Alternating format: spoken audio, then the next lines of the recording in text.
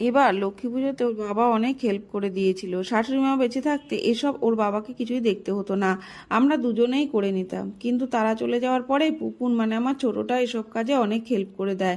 কিন্তু ও এবার বাড়ি ছিল না, ওর পিসিদের সাথে রাজস্থান গেছিল। এইসব কাজ অনেকটাই চাপ হয়ে যেত আমার। পুপুন ফিরেছে ওই দিন রাতে, সর্দি পাঠিয়ে দিয়েছে রাজস্থানের স্পেশাল আচার, মিষ্টি, মোরব্বা, ভুজিয়া আর ক্রিসপি নাট। পরদিরাও বাড়ি ফিরেছে, তাই ওদের জন্য খাবার করে রেখেছিলাম। ওর বাবা সেগুলো প্যাক করে দিয়ে দিল। এবার আলপনা থেকে ফল কাটা, ঠাকুরের সাজানো, এসব আমি আর ওর বাবা দুজনেই হাতে হাতে করেছি।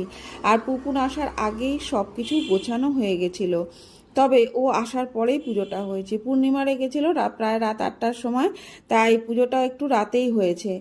আর যাই হোক, ধূপ প্রদীপ পঞ্চপ্রদীপ জ্বালিয়ে মায়ের পুজো শেষে পাঁচালি পড়ে আমার লক্ষ্মী পূজা এবারের মতো সম্পন্ন হলো। Thanks for watching, tata.